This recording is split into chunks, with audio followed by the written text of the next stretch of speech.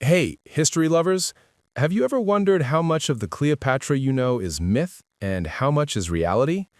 Stacy Schiff's Pulitzer Prize-winning research strips away 2,000 years of Roman propaganda, Hollywood cliches, and endless gossip to reveal the Cleopatra you never knew, the ruthless, brilliant politician who held the fate of the Western world in her hands.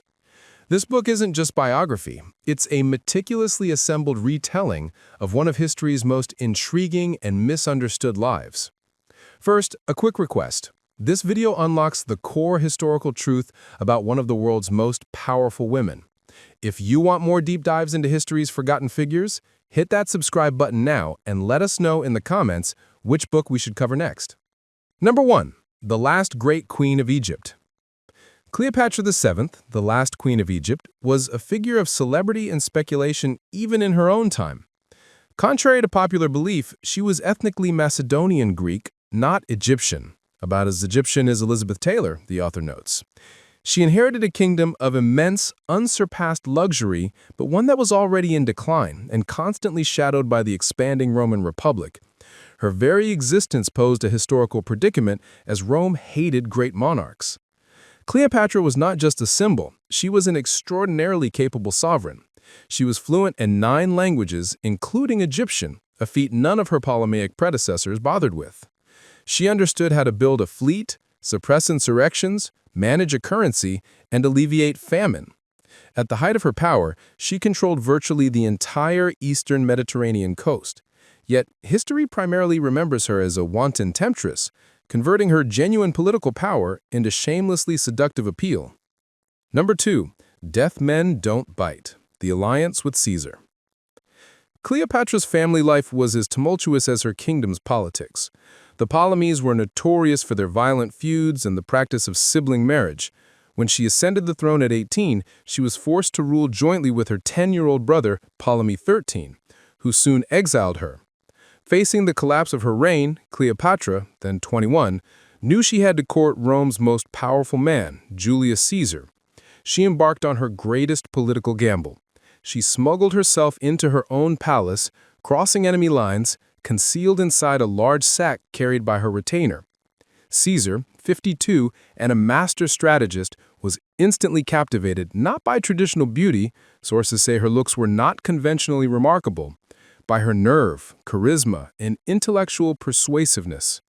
Her arrival immediately secured his favor, frustrating her brother's advisors who quickly learned the hard truth: dead men don't bite. This unlikely alliance led to the Alexandrian War, restored Cleopatra to power, and produced her son, Caesarion, Ptolemy 15, Caesar. Number 3. A partner in power. Mark Antony. After Caesar's assassination, Cleopatra realized she must align herself with his protege, Mark Antony, the hero of the Battle of Philippi and controller of the East. She answered his summons to Tarsus in spectacular fashion. Forget subtle seduction, Cleopatra orchestrated a monumental piece of theater, arriving on a gilded barge with purple sails, dressed as the goddess Venus, accompanied by musicians and countless offerings of incense. Antony was instantly smitten, impressed by the grandeur and by Cleopatra's ability to match his crude humor with her own earthy wit. Crucially, the relationship was deeply political. Antony needed Egyptian wealth and ships for his military campaigns, and Cleopatra needed his power to resurrect her empire. Antony subsequently acknowledged their twins, Alexander Helios and Cleopatra Selene. In 34 BC, at the donations of Alexandria, Antony distributed vast territories to Cleopatra and her children, creating a Ptolemaic empire rivaling its ancient glory, a provocative move that signaled their imperial ambitions to Rome. Number 4. The War of Propaganda and the Honorable End. Cleopatra's success and growing power became a powerful weapon for Antony's rival Octavian.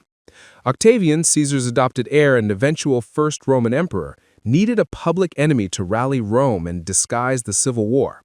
He declared war not on Antony, but on Cleopatra herself. Octavian successfully portrayed the war as a crusade against a pestilence of a woman and an Egyptian foreign threat, arguing that Cleopatra intended to seize Rome and rule it through a besotted Antony. Following the naval defeat at Actium, Antony fled to Alexandria. Cleopatra realized the dynasty was doomed, but fought fiercely to preserve the lives of her children and her fortune. When Octavian arrived in Alexandria, promising clemency, but planning to parade her as a captive in his Roman triumph, the ultimate humiliation, Cleopatra knew she had to act. On August 10th, 30 BC, having secured promises for a royal burial, she took her own life. She died unbroken, in her most beautiful apparel, achieving an honorable end that ultimately served the propaganda of her conqueror who admired her lofty spirit. The true legacy. Cleopatra was incomparably richer, more capable, and more politically significant than the seductive figure of legend. Her ambition was not for love, but to sustain a magnificent dynasty in a declining era. Thank you for watching. If you enjoyed learning the truth about the true political and intellectual powerhouse that was Cleopatra, please like this video and subscribe to our channel for more content that goes beyond the myth.